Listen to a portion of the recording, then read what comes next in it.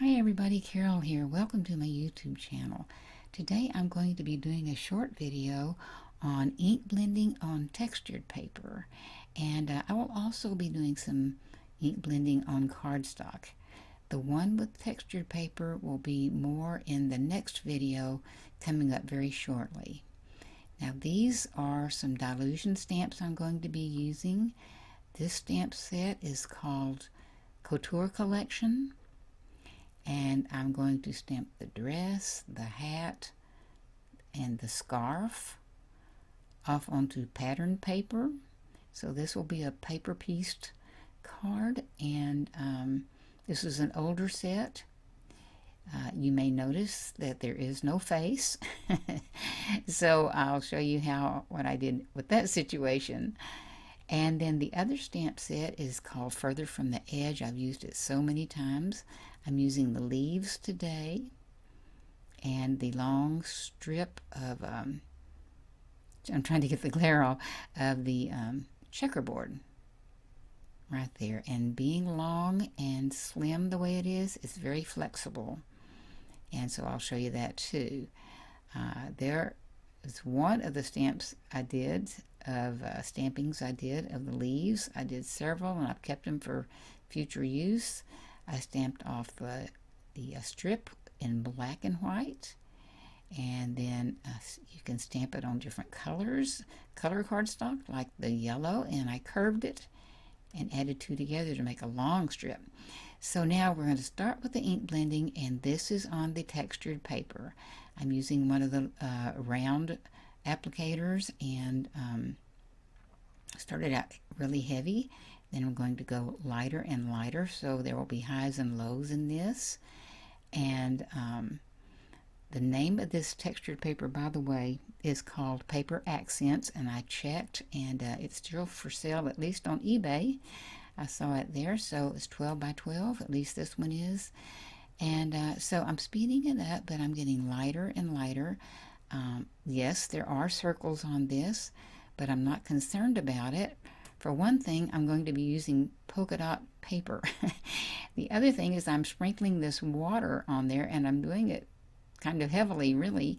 And so it starts to really run into the ink, so you don't really notice the lines of the circles so much. In fact, these are making circles themselves, the water, and so it kind of all goes together and blends together. And I'm not blotting this, I'm just leaving it wet, and you will see later how it continues to grow. And so I took a white jelly roll pen and just made some accents to add some interest. It could be that they would look more like water droplets by adding a little white accent, or just to add a highlight, as I said, to give it more interest and more dimension. So I went back with the water, with it still semi-wet. Well, it is still somewhat wet anyway, and wetter in some areas than others.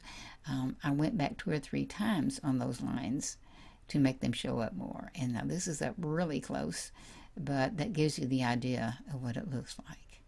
And then here is the paper accents, and in case you were interested in that, but it really held up under that water. I was surprised how well it held up, and it just gives it a great look. Now the one on the yellow, the strip on the yellow, actually is one I'm going to have in the next video. And so please come back and see that. But I wanted you to see this 2 colors together, and because I'm going to do that in this card. I'm going to put 2 strips of paper together.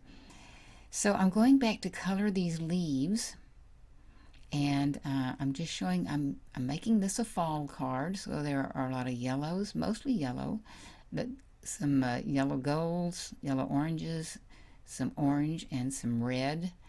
Just a little bit of on different leaves, different amounts, trying to blend them out. And of course I'm speeding through this, and I won't color the whole thing, but definitely just give you the idea.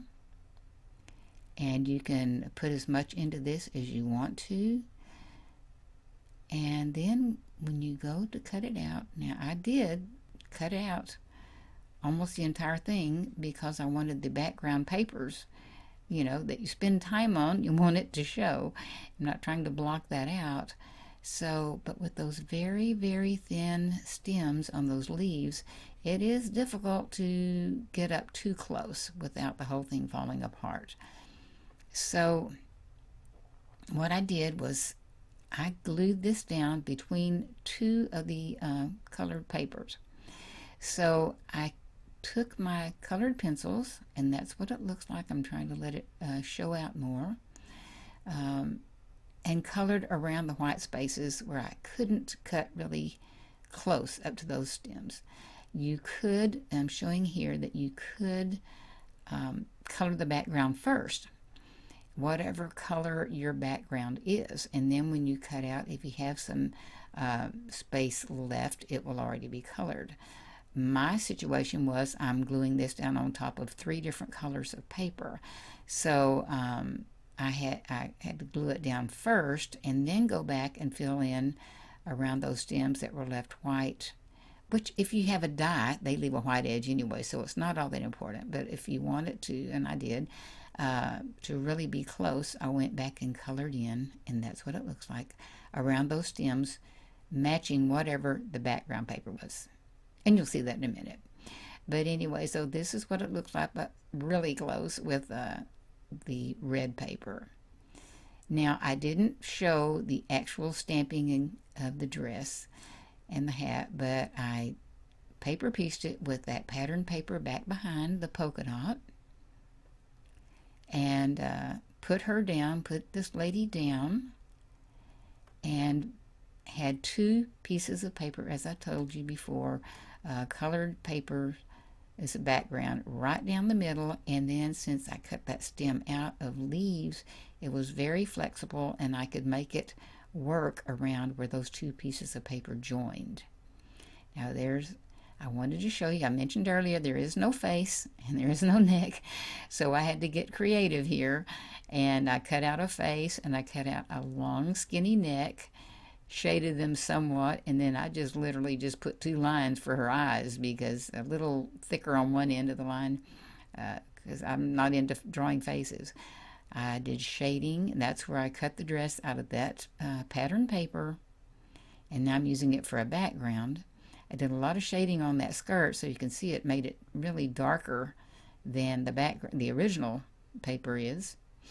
And then there's the strip that I did contour and colored those little lines, the checks with the lines, colored them the color of red to match the background.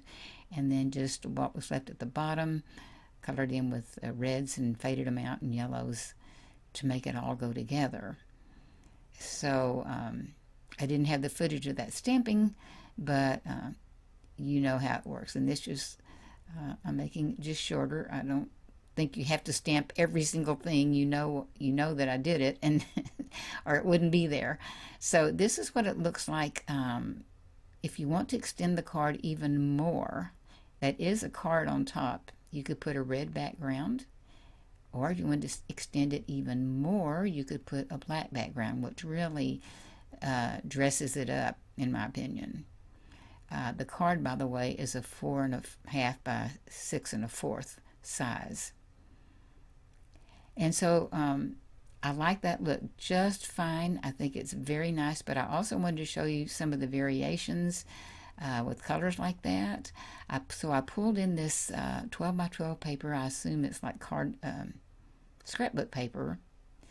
And I'm going to show you what this would look like on that black paper.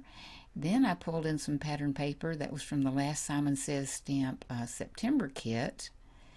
And I thought, ooh, that looks like that would go, that has the same colors, a lot of them, so I'll put it down on that, and I think that would make a really good background piece. And then with the leaves, certainly goes with the leaves in the stamp set. Carry out that theme. And so then I started playing some more. There it is, if you want a little touch of red. This is another piece of scrapbook paper I've had for a long time. And then these are some pattern papers from the Simon Says kit that I'd already made up, but I thought I'll see what that looks like because the black is pretty classic looking and classy looking and more tailored, if you will, or more serious, a more serious look. And I think that looks good. So everybody has their own taste, whichever one you think looks better. Just to give you an idea, to experiment with some of the papers you have around the house or in your stash. So that is it. I know it's quick, and I hope you enjoyed. I thank you for being here, and please come back for the other textured ink card. It's different, so I hope you enjoyed. Thank you again, and there will be some videos at the end you might like to see. So until next time, bye-bye.